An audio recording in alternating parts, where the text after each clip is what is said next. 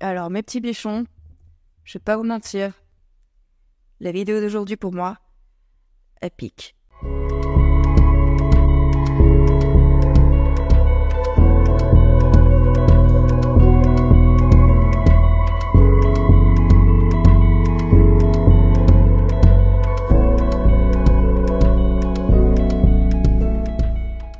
Salut mes petits bichons, j'espère qu'aujourd'hui ça va.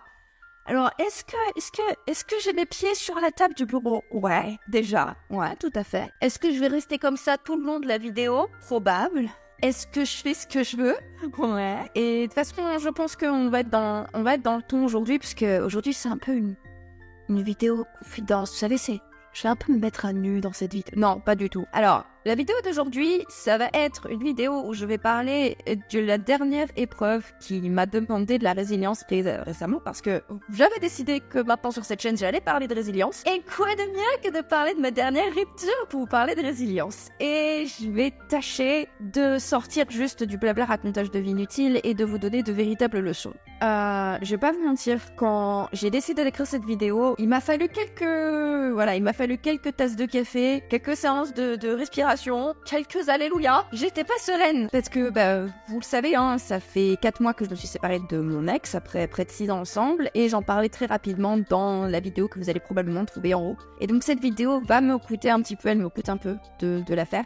Et c'est une des raisons pour lesquelles j'ai disparu des radars en fait sur les réseaux sociaux et que je raconte plus grand chose. C'est que je n'aime plus vraiment raconter ma vie, mais ma relation avec mon ex et notre séparation m'a appris tellement de choses, et ça a tellement été pour moi une épreuve où j'ai été obligée d'appliquer ce que je m'évertue à prêcher en permanence, que je me suis dit que là, c'était quand même malgré tout l'occasion de relater mon expérience personnelle. Alors, dans la vidéo d'aujourd'hui, je vais vous parler des véritables leçons que j'ai apprises, notamment suite à cette rupture ou suite à ma relation. Mais bon, en avant commençant, faut pas perdre trop de temps, d'accord? Très important également, que vous soyez un homme ou une femme, que vous ayez quitté la personne avec qui vous étiez, que vous vous soyez fait quitter, ou que vous ayez été, ou que vous soyez séparés d'un commun accord, ne perdons pas de temps.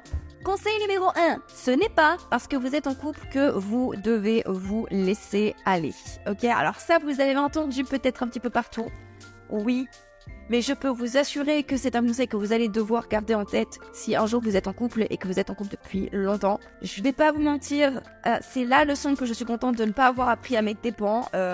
J'ai au contraire mis un point d'honneur à continuer d'évoluer, à continuer de grandir, à continuer de me développer en tant que personne et de poursuivre mon développement personnel, même si j'étais en couple. Et j'ai toujours dit que dans le meilleur des cas, mon ex-conjoint allait en profiter, et dans le pire des cas, cela me permettait de ne pas me perdre en chemin et de conserver mes chances ensuite de refaire ma vie. J'ai bien fait. N'abandonnez pas vos efforts pour rester désirable ou intéressant, ou pour avoir une vie ou une existence intéressante sous le prétexte que vous vous êtes posé avec quelqu'un. Gardez vos ambitions professionnelles, gardez vos ambitions personnelles, continuez le sport, n'arrêtez jamais. Même si votre conjoint vous dit « Oh, c'est pas grave si tu prends 20 kilos, jamais. Toute la détresse du monde est dans ma voix, alors je vous le dis. » Continuez de prendre soin de vous. Gardez vos centres d'intérêt. C'est un piège dans lequel vous pouvez tomber si initialement vous avez fait tout ça pour rencontrer quelqu'un. Moi, je l'ai vu avec beaucoup de mes élèves en séduction parce qu'ils se forçaient à faire du sport pour devenir beau, pour perdre du poids, à bien s'habiller, et se forcer également à sortir un peu, notamment aller dans des cours de danse, des cours de salsa, ou aller boire des verres avec des potes. Et ils ont tout abandonné une fois qu'ils ont eu une petite amie et qu'ils commençaient à prendre cette fille pour acquise. Parce que dans le meilleur des cas, vous allez conserver ou faire développer l'admiration chez votre copine, et elle continuera à vous voir grandir. Et vous allez même, par ailleurs, la tirer vers le haut. Mais dans le pire des cas, eh bien, vous serez une meilleure personne en sortant de votre relation que quand vous y êtes entré. Et vous multiplierez les chances de par la suite rencontrer quelqu'un qui va lui-même faire briller vos yeux, ou elle-même faire briller vos yeux, et qui vous admirera d'autant plus par la suite. 2, alors là, c'est une leçon. Je vais jouer ma grande personne. Je vais jouer à la fille qui a tout compris.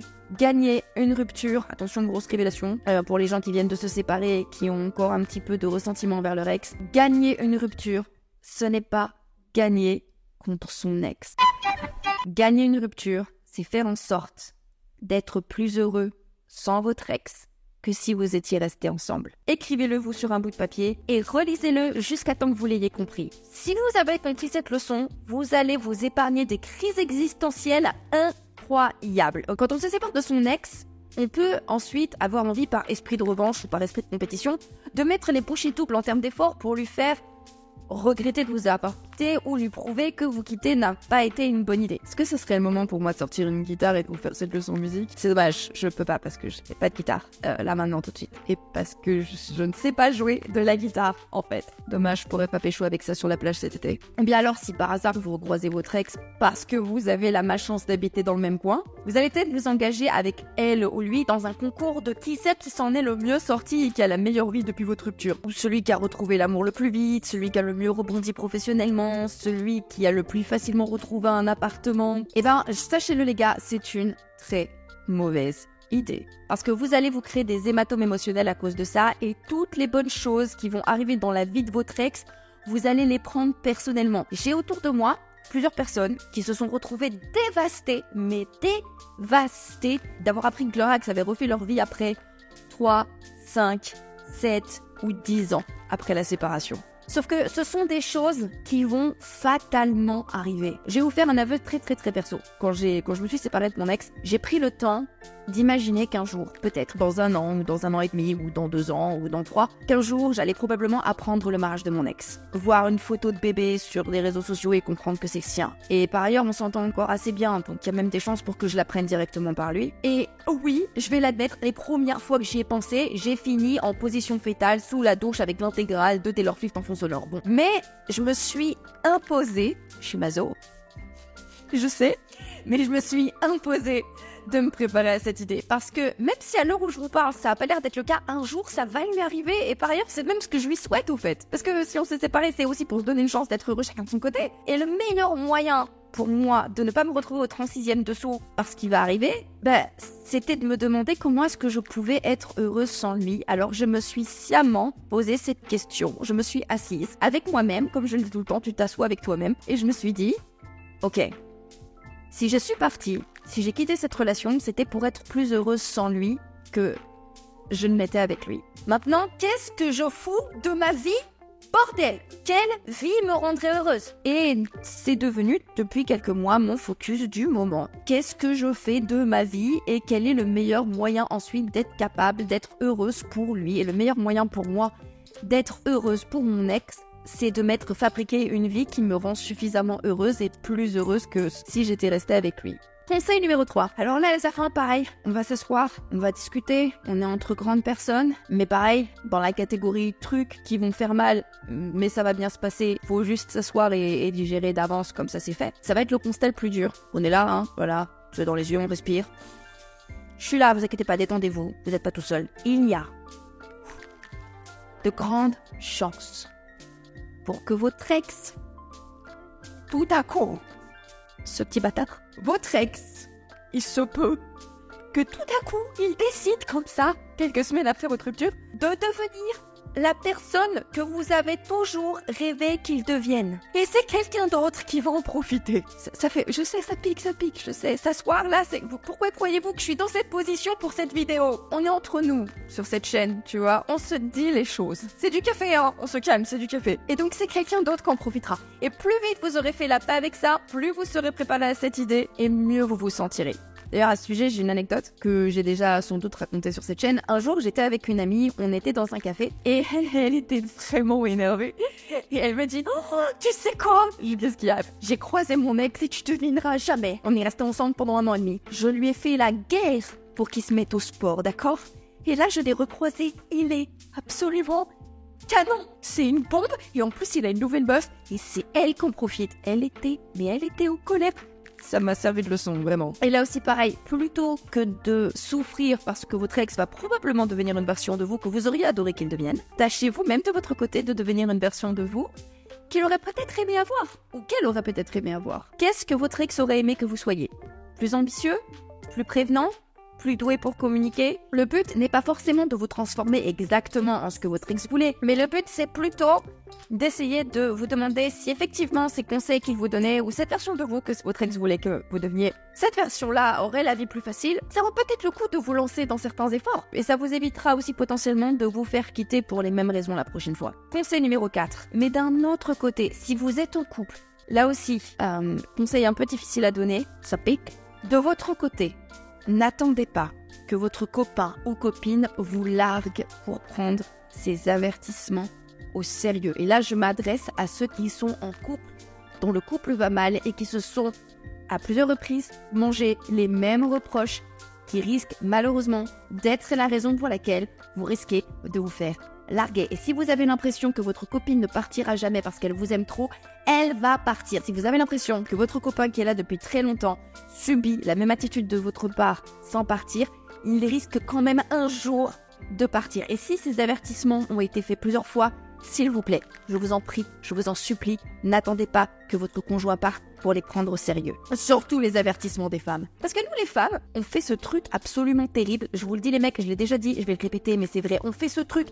Je sais pas si c'est bien, si c'est pas bien, mais on le fait, d'accord, c'est comme ça. C'est qu'on fait le deuil d'une relation avant de se séparer de notre conjoint. Entre le moment où une femme vous quitte dans sa tête et le moment où elle vous dit « faut qu'on parle », il s'est souvent écoulé plusieurs semaines ou plusieurs mois. Et comment reconnaître qu'une femme vous a quitté dans sa tête? Elle a arrêté de faire des efforts pour régler vos problèmes. Tout simplement, elle a abandonné l'idée de régler vos problèmes. Je ne parle pas du fait qu'elle ait abandonné l'idée de vous changer. Elle n'est pas censée vouloir changer son partenaire. Mais si vous aviez des problèmes qui étaient récurrents, pour lesquels elle s'est assise avec vous et pour lesquels elle a cherché des solutions, et qu'ensuite, pour lesquels elle s'est énervée, pour lesquels elle a crié, pour lesquels elle a pleuré, pour lesquels elle a fait la gueule, pour lesquels elle s'est plainte auprès de ses copines et qu'un jour elle a arrêté d'essayer de régler ses problèmes, méfiez-vous, il y a un bon 65% de chances qu'elle ait rompu avec vous dans sa tête et qu'elle soit en train de se préparer mentalement à vous quitter pour de vrai. Je vous le dis pour nous. Si elle vous reprochait de pas assez communiquer, elle fait plus d'efforts pour communiquer. Si elle vous demandait de sortir plus souvent, elle en a plus rien à foutre. Si elle vous suppliait de trouver du boulot ou de ranger votre bordel dans la cuisine, elle ne vous en parle plus. Il va y avoir également une petite période où vous allez trouver votre copine ou votre conjoint en train de pleurer de manière complètement random, sans vraiment trop savoir pourquoi. Elle est en train de se préparer à vous quitter. Voilà, je vous le dis. Flippez. Alors, et enfin, dernier conseil, pareil, je l'ai déjà donné, mais alors celui-là, pareil, en fait, chacun de ces conseils est important. Celui-là, c'est un conseil d'urgence à garder en tête. Si vous faites larguer, d'accord, vraiment, gardez-le dans un petit coin de votre tête et ressortez-le si un jour, votre conjoint vous regarde dans les yeux et il y a un silence un peu gênant et qui vous dit « assieds-toi, faut qu'on parle, etc. » Préparez-vous à cet instant. Là, les gars, ce sera le moment de vous rappeler de ce que je m'apprête à vous dire là maintenant. Si vous vous faites quitter, s'il vous plaît, empêchez-vous, autant que faire se peut, vraiment, de faire ou de dire des choses que vous allez regretter. Comme casser ses affaires, l'insulter, ou lui dire ses 4 vérités, ou taper sur une de ses pires insécurités. Je vous le jure, vous n'avez rien à perdre à garder un maximum de classe, s'il vous plaît. Parce que toutes les choses négatives que vous ferez ne feront que le ou la conforter dans le fait qu'il ou elle a fait le bon choix. Et en plus, vous brûlerez les ponts que votre ex voulait peut-être retraverser par la suite, et donc vous avez peut-être ruiné toutes vos chances de se remettre ensemble un jour. Au pire, si vraiment c'est trop dur, et que vous sentez que là, si vous restez à son contact plus de quelques heures ou quelques jours, vous allez faire une grosse erreur, demandez à rester seul quelques jours pour digérer et vous empêcher de dire ou de faire une bêtise. Et si votre ex vous quitte, il ou elle devrait être en mesure de comprendre. Et je pense que c'est tout. Cette vidéo est terminée. Si vous avez d'autres leçons apprises de vos dernières ruptures, ça se passe dans les commentaires. Abonnez-vous si cette chaîne vous plaît. Si cette vidéo vous a plu, vous me mettez votre plus beau pouce. Moi, en attendant, je vous embrasse comme d'habitude et n'oubliez jamais que dans la nature, les individus qui survivent ne sont pas les plus forts, mais ceux qui s'adaptent. Prenez soin de vous.